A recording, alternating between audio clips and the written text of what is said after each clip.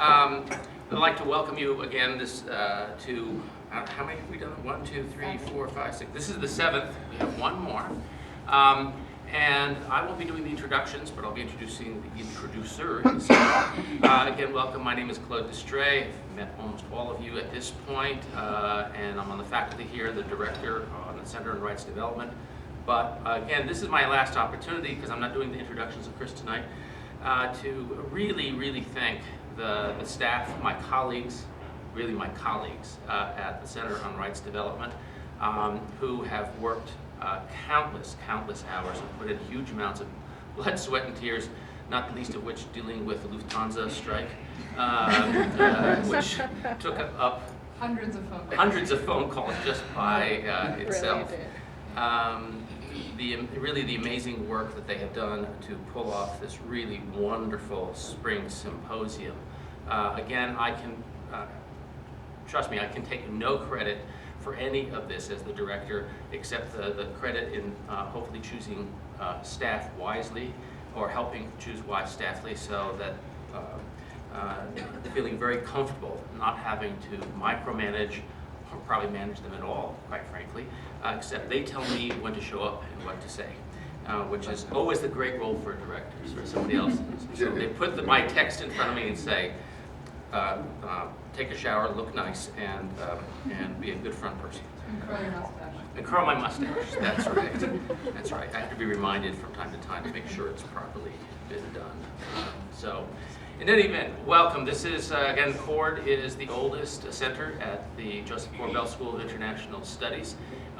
It is a professional center, academic center, and what makes it unique, it's all run by graduate students, and that's been a very rather pleasing process to be part and parcel of that. We focus thematically and more specifically, on the wider International Bill of Rights, but more specifically on the ICE-SCR, the International Covenant on Economic, Social, and Cultural Rights. We chose that purposely because it's the least known of the three. Not much is written about it. People often think it's too vague. It's hard to figure out what its meaning is. And so the other two have had tomes written about them, and thought that it would be good to try to bring up a little bit into the public view more this lesser known document. And so each year we use that as the document we look through to find what is going to be the theme. So this year, as you know, it's on the right to health, and every year the theme, the spring symposium, then narrows the focus of the general theme. So while the whole year we've had speakers and other events dealing with the right to health, the symposium this spring is on complex care, the right to health in emergency settings. Last year we had the right to education, before that the right to water, and a series of other issues that we've done. And so we're trying to put together kind of a compendium of these issues, bringing in international speakers and experts to talk about these topics. So I'm going to ask Mitra Leboschi, who is a third-year PsyD candidate at the Graduate School of Professional Psychology here at DU, to do the introductions and do the moderation. I presume this is not an unduly rowdy crowd, or so the moderation shouldn't. If you need a sergeant at arms, in addition to a moderator, I'll be sitting in the audience someplace. So, but before we start, I would personally like to thank the three of you very much for taking the time to come and talk with students and colleagues. And sometimes I have to also know that part of the joy is actually getting to meet each other, right, and to listen to each other. So thank you all very much. Mitra, introductions.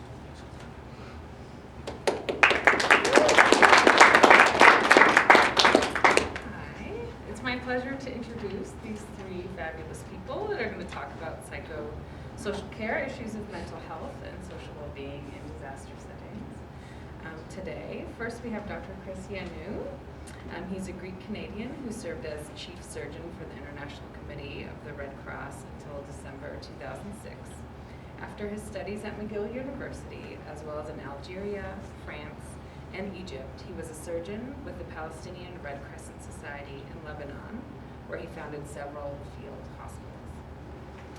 He was taken prisoner by war by the Israeli army during the invasion of Lebanon in and was responsible for the medical care of Israeli POWs in the hands of the PLO in Tripoli, Lebanon until in 1983.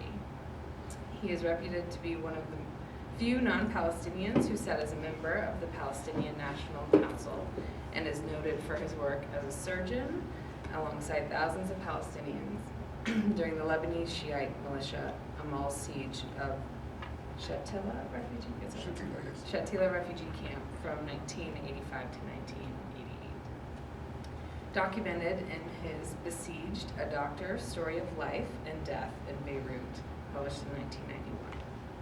He then joined the ICRC, which took him to many of the world's most critical conflict zones, including Afghanistan, Chechnya, Iraq, DPR Korea, Liberia, Somalia, Sudan, DR Congo, etc.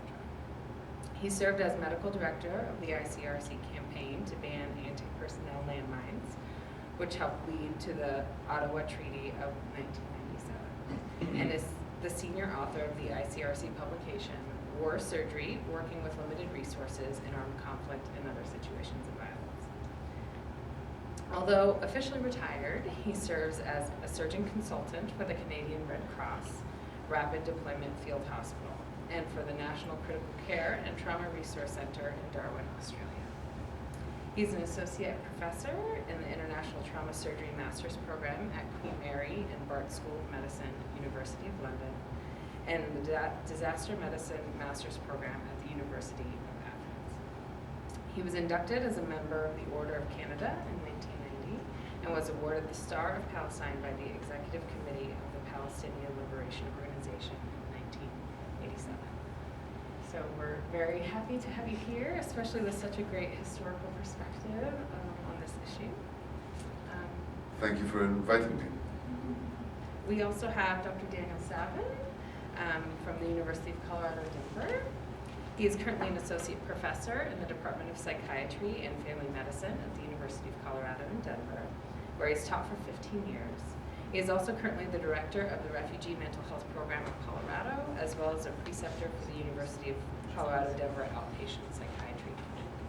In addition to addressing the mental health needs of several underserved communities in Colorado, Dr. Savin has a wealth of international experience working in psychiatry with notable organizations such as Doctors Without Borders, Catholic Organization for Emergency Relief, and International Office for Migration in Thailand and Cambodia. Dr. Savin has been distinguished with notable honors, including the Eleanor Steele Award for Outstanding Teaching and Supervision of Psychiatry Residents, and the Chancellor's Diversity Award for providing important services to diverse populations while teaching medical students, residents, and psychology interns. So welcome. Thank you very much for having me. And lastly, we have Dr. Courtney Welton-Mitchell. She's the director of the Humanitarian Assistance Applied Research Program here at the Corvell School of International Studies at the University of Denver. She's also research associate at the Institute of Behavioral Sciences, Environment and Society Program, National Hazard Center at the University of Colorado in Boulder. She's a former faculty member of the International Disaster Psychology Master's Program at the University of Denver and the American University in Cairo. Her current international research interests include mental health integrated disaster preparedness for refugees and internationally displaced peoples, local idioms of distress, and coping amongst populations in migratory transition, as well as evidence-based interventions for marginalized groups, including sexual minorities, victims of gender-based violence, and women living with HIV/AIDS. Courtney received her PhD in social psychology from the University of Denver in 2012 and holds 2 master's degrees in both social psychology and mental health counseling. And she's a licensed clinician. She conducts psychological evaluations for asylum seekers and serves as an expert witness in immigration cases. In 2013, she was the recipient of the American Psychological Association Division of Trauma Psychology's Dissertation Award. Courtney has worked for several years with the UN and other large humanitarian agencies with camp-based and urban refugees in Nepal, Tanzania, and Egypt before returning to the U.S. She continues to do consultancy work for humanitarian agencies, including recently having completed a global evaluation for UNHCR for mental health and psychosocial services for humanitarian aid workers, with data collection in Bangladesh and Pakistan. Courtney also coordinates simulations focused on complex humanitarian crisis intended to prepare future humanitarian workers for the challenges they'll face in the field internationally. So they're going to go ahead and speak individually for a while, and then we'll open it up to see what experience is in the room and what you all can participate or add to the discussion. Participate. Hopefully it'll be lively and hopefully calm you down. And then we'll have questions after that. So, Dr. Welton. Thank you, Mitra. So our plan was for me to just provide some introductory and contextual slides for about 20 minutes, and maybe a few examples as well. And then both Chris and Dan will speak after that and elaborate on some of their personal experiences, and then we'll open it up to Q&A so that we can have more of a dynamic interaction. But we did just want to set the stage a little bit with context. So again, thank you so much for the opportunity to be here and to be part of the assisting panel. First I wanted to, and I hope it's okay if I'm sitting while I'm doing this. First I wanted to just set the stage by emphasizing that, particularly since about 2008, there are some really critical publications that have been widely disseminated around disaster mental health. And so I would recommend any of you have an interest in this area in the audience, if you aren't already familiar with these, that you become so. And one is this one on the left here, the IASC Guidelines on Mental Health and Psychosocial Support in Emergency Settings. That was really put together and launched in 2007, 2008. And that provides, I think, a very comprehensive, sort of mainstreamed or integrated perspective on incorporating mental health and psychosocial issues throughout sort of a large-scale humanitarian operation or complex emergency. And then we have, of course, the Sphere Handbook, and this is the ebook edition, which is out that some of you might be interested in. And the Sphere guidelines are looking at minimum operating standards in emergencies, and these are sort of typically what you would think of as implementing guidelines for refugee camp context, although they are used outside of that context as well. And it was only in the recent, which is the 2011 edition, that we actually see, I guess the introduction was a little bit earlier, but really a more comprehensive introduction, and again, integration and mainstreaming of mental health and psychosocial response. Now remember, these are minimum operating standards, right? So that was really a critical shift in thinking, not that mental health and psychosocial issues were some sort of add-on once you had sort of taken care of the other critical needs, but they were actually a part of an integrated response and primary basic needs. And then we have up here in the right-hand corner, this is the WHO variant, which is also with the War Trauma Foundation, the Psychological First Aid Guide for Field Workers. And the introduction of psychological first aid and really the stamp of approval that was provided by WHO and others was also a critical shift in the field, in part because psychological first aid is really based on more of a comprehensive, systemic kind of case management approach, and it's intended to be something that laypersons essentially can be trained to implement. And so therefore, while there still arguably is a role for mental health specialists, this is something that suggests that laypersons should be, and in fact it's essential that they be for many reasons, involved in comprehensive mental health and psychosocial response in complex humanitarian crises and other disasters. So just to set the stage a bit, I think many in the audience probably already know this, but we can look at a variety of different sort of mechanisms to determine worldwide risk for both natural disasters and civil conflicts.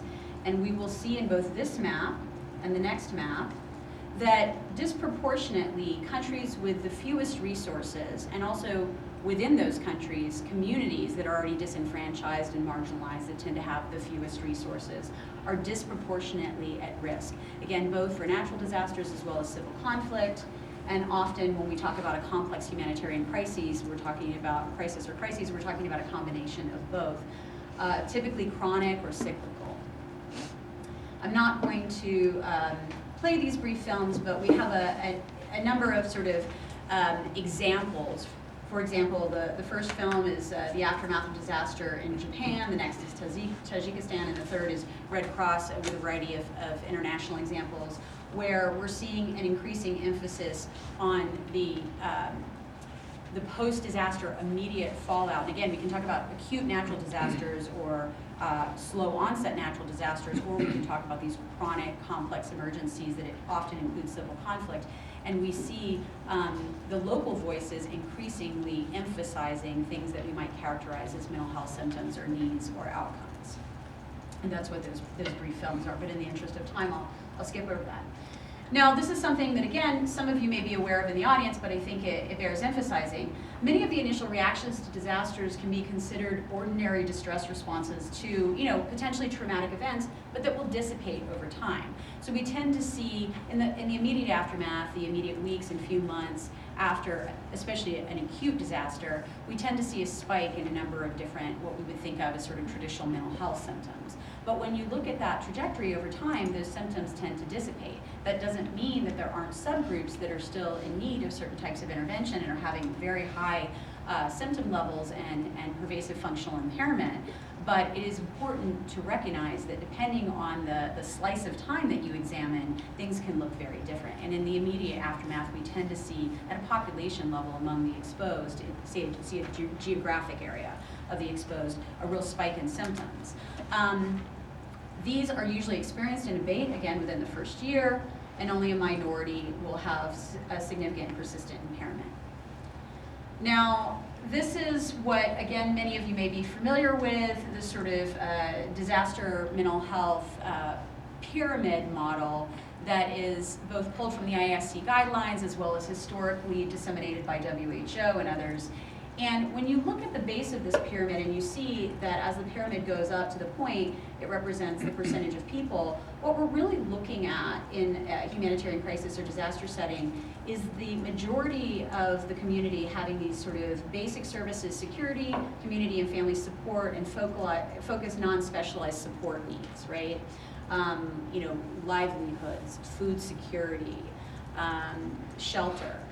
And then as you get increasingly to the top, you see that we're looking at more, a small subgroup, but potentially more specialized services that include potentially mental health, more medical model derived interventions that could even include, inpatient and other possibilities. But even when you look at the base of the paradigm, what we're talking about in terms of basic security, arguably is really a mental health issue, because when we see this sort of shift into psychological first aid, we see security in the myriad forms that takes at both the individual and community level, at both the concrete and the abstract level. We see that as a really critical component that, particularly for disaster mental health specialists, we characterize as very much a mental health issue. Again, to orient us, this is based on WHO estimates. But when we look at prevalence rates of certain mental health issues in the aftermath of a disaster or other type of complex crisis, we are expecting to see things like psychosis, severely disabling presentations of mood and anxiety disorders increasing by about 1% over an estimated baseline prevalence in the population of about 2 to 3%. We are expecting to see an increase of no more than about 5 to 10% above an estimated 10% baseline for mild to moderate mood and anxiety disorders, like what we might immediately think of PTSD or depression.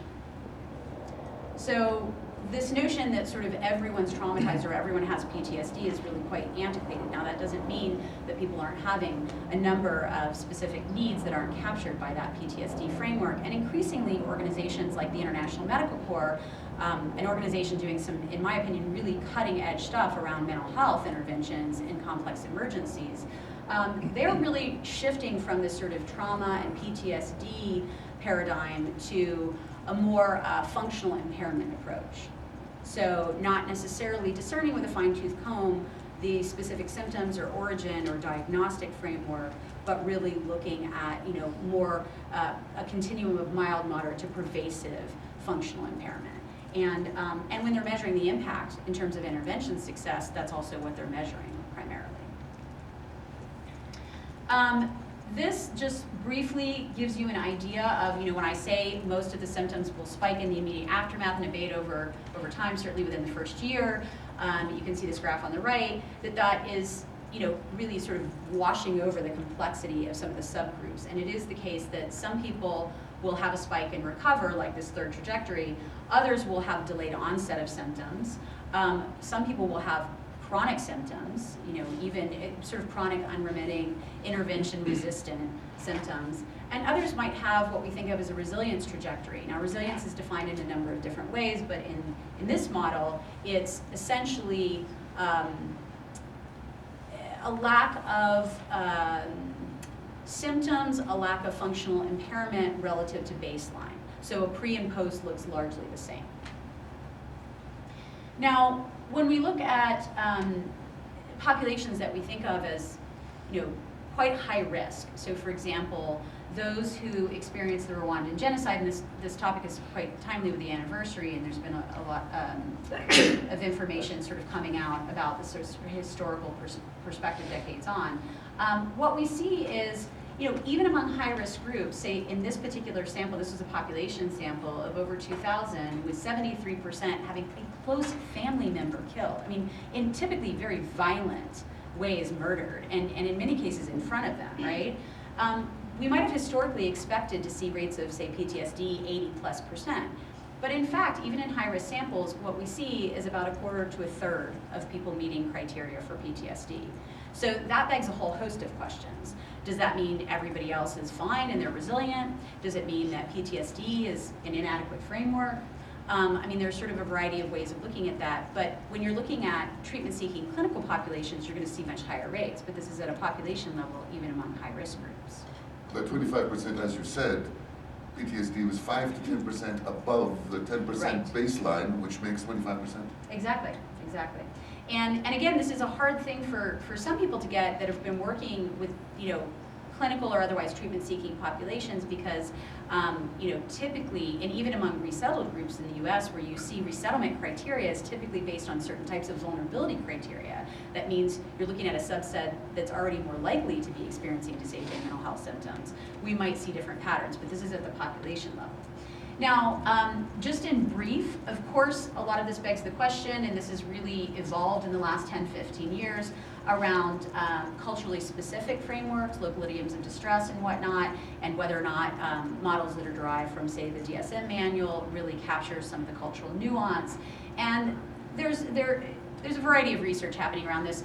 Medical anthropology is just, in my opinion, way ahead of the curve and doing some really innovative things around the culturally specific frameworks in terms of local idioms of distress. And this is an example of a study that was done with Afghans, identifying really a bottom-up research protocol where the group identified a number of things, a number of symptoms that were consistent with the PTSD framework, which, in some ways could be really encouraging to suggest that that's a valid paradigm.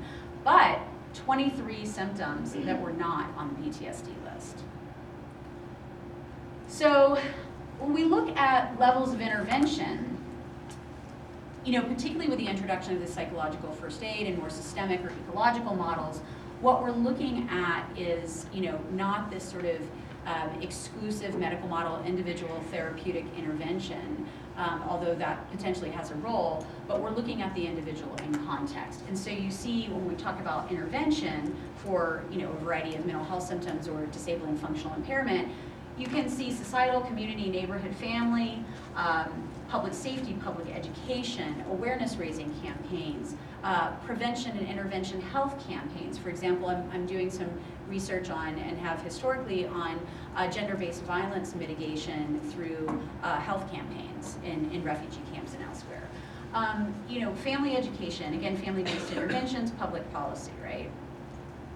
Now, we do have some examples as well when we sort of take this historical clinical psychology slice and think about the culturally specific application of things that seem to be working effectively. So cognitive behavioral therapy has been for many years seen as a very efficacious intervention for PTSD, a TF, trauma-focused cognitive behavioral therapy, as well as for a variety of other mental health symptoms in the United States and parts of Western Europe.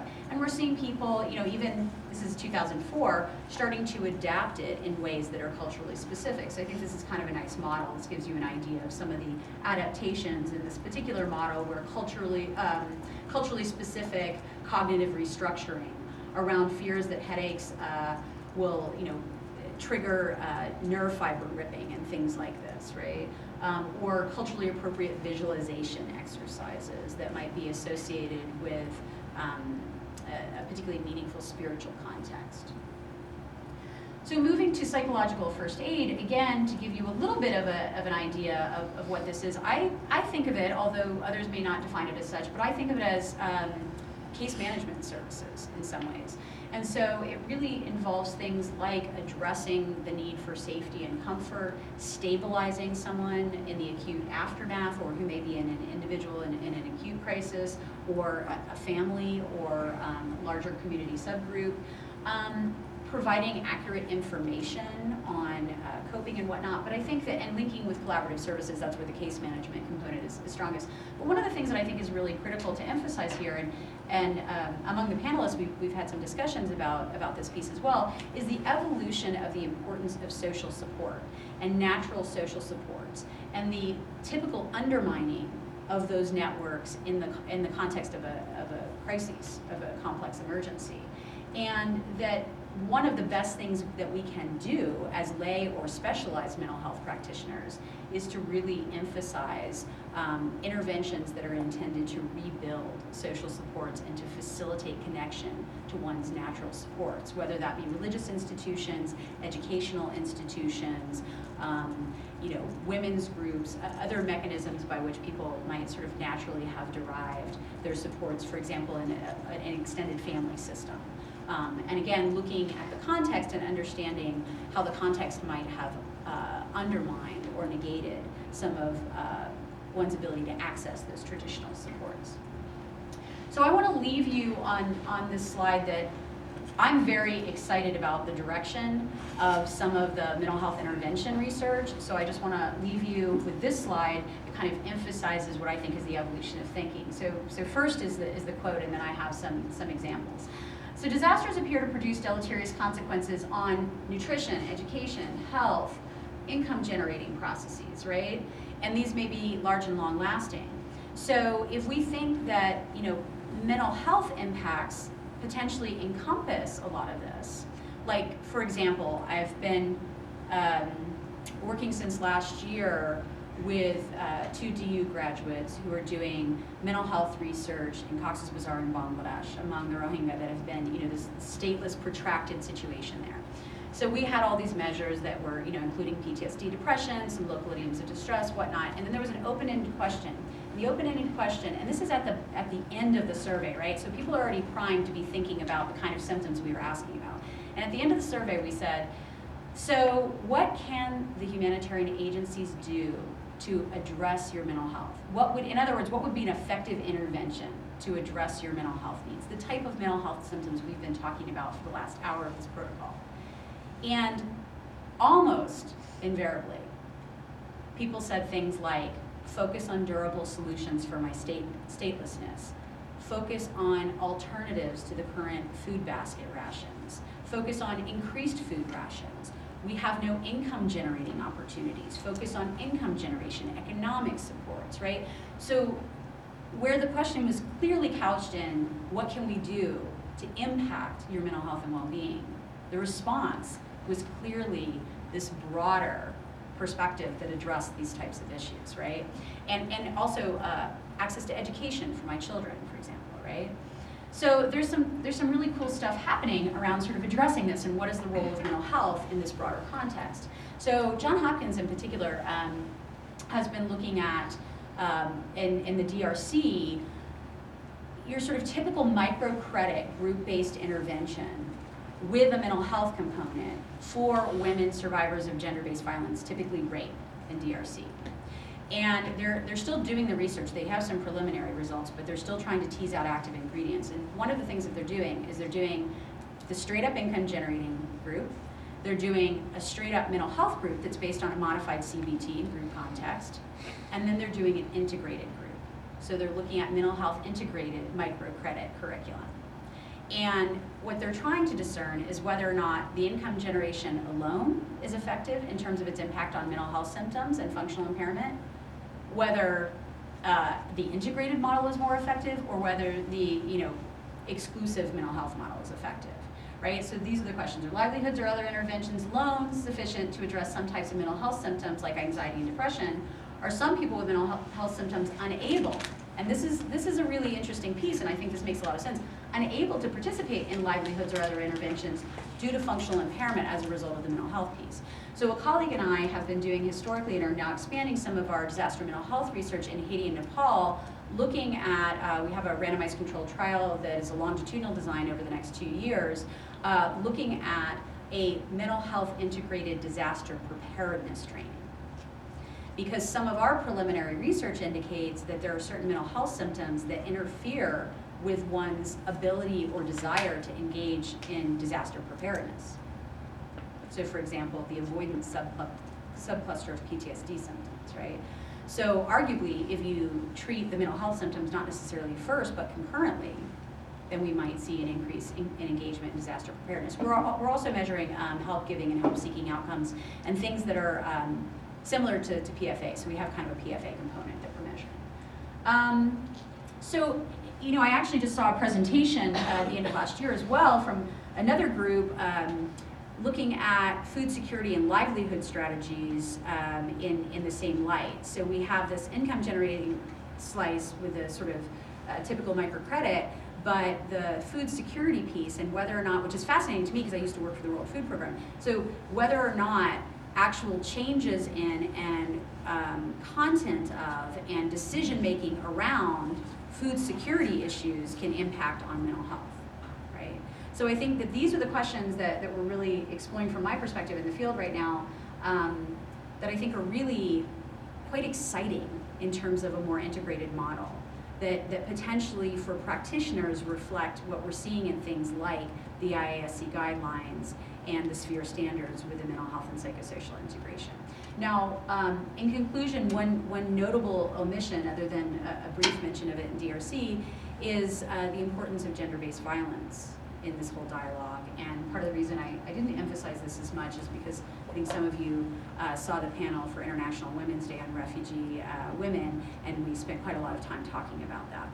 But I want to just underscore the importance of, you know, some of the complexity of GBV issues as well in this dialogue. So, okay, well, thank you very much, and I will turn it over to the rest of the panelists, and we'll get a little less formal.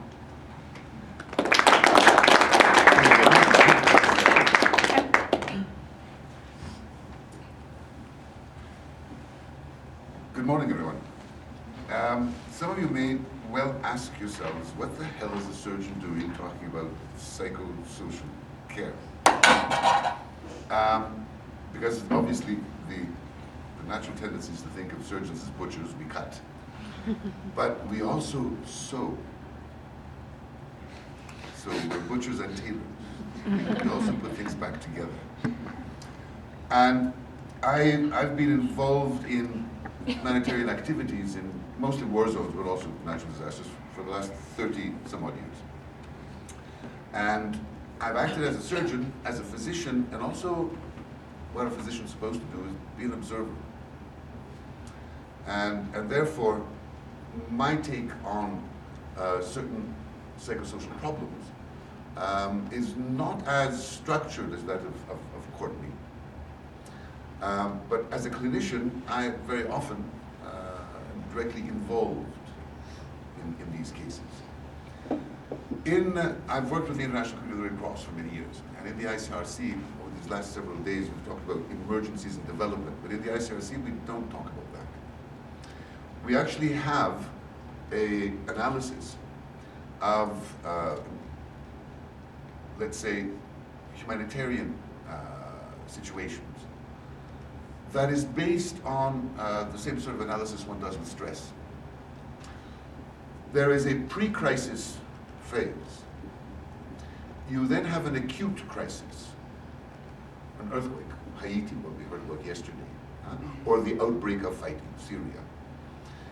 You then have chronic crises. Afghanistan's been in war for over 30 years. South Sudan was 20, 25 years, and now they've started again.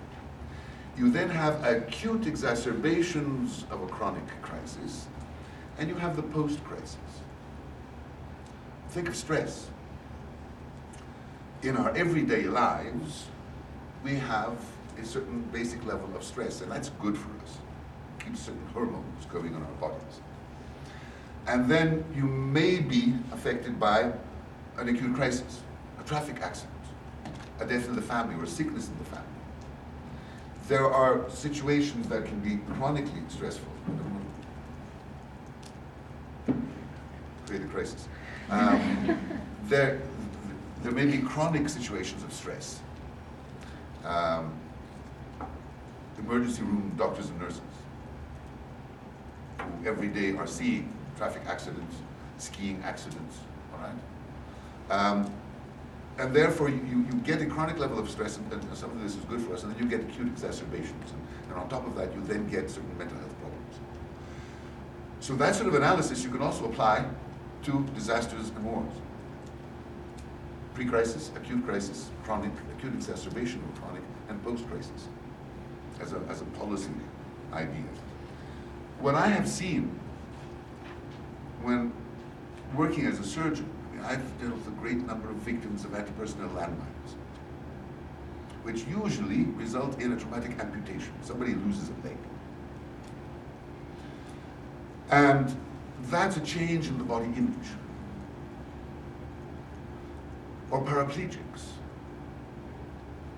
And a paraplegic in the third world has a life expectancy of less than 18 months.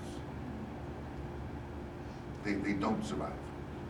They usually develop bed sores, ulcers, within days, for lack of nursing care, for lack of proper care. Not medical care, not surgery.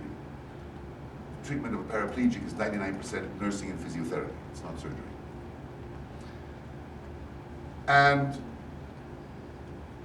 the physical rehabilitation of amputees and paraplegics is an important subject. Now, whether that occurs because of an earthquake, because of a war.